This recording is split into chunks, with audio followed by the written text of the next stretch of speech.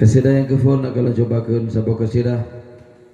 yang berkenaan dengan kisah-kisah hidup Rasulullah sallallahu alaihi wasallam.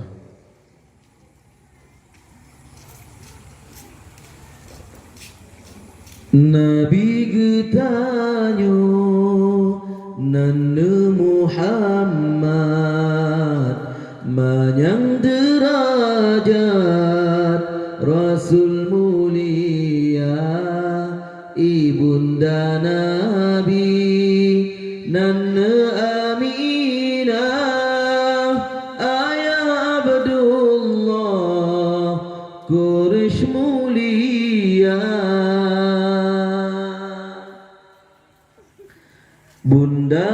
Aminah binti Wahab bin Abdul Manaf bin Durrah bin Kilab Ayahda Abdullah bin Abdul Muttalib bin Hashim bin Abdul Manaf bin Qusay bin Kilab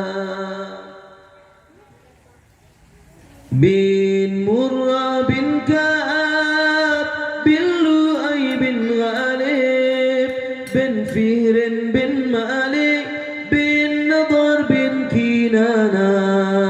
bin Khudaimah bin Mudrika bin Ilyas bin Mudar bin Nidar bin Ma'ad bin Adanan bin Uhud bin Muqawim bin Nahur bin Tayrah bin Yarub bin Yasjud bin Nabid bin Ismail bin Ibrahim yang keturunan Nabi Muhammad Habibullah menasab terubah Nabi Ibrahim Khalilullah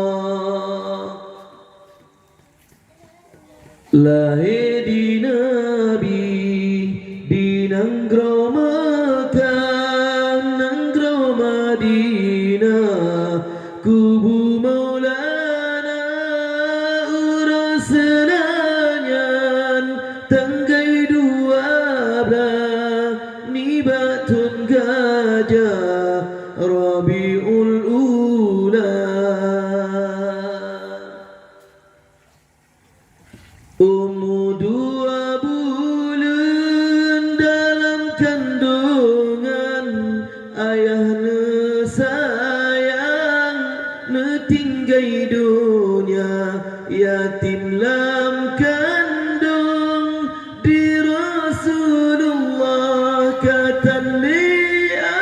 ayah lahir Maulana kamati apui majusi semua hancur dumpuna patung-patung berhala sempile ura bergetar Kaabah senang di Kaabah dengan lahir Maulana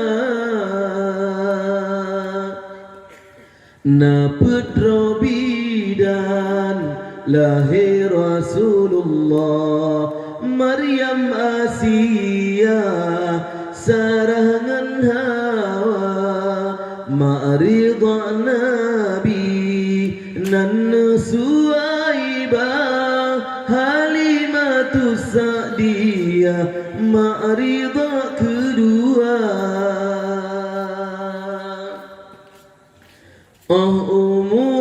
umunantun di Rasulullah hendak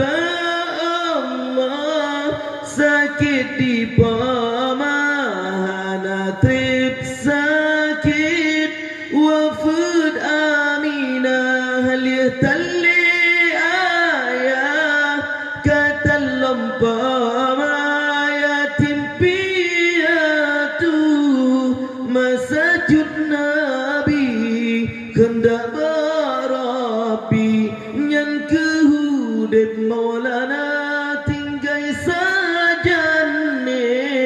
Abdul Muttalib yang asuh hudib masajud di Maulana Umur pelotun Nabi Muhammad hendak hadarat wahyu pertama ke Rasul Allah. Nabi ne angkat di sini tempat di Gua Hira, leblatun Nabi dakwah di Mekah nandro Madinah, si pelotun masa 60 letun umur lebih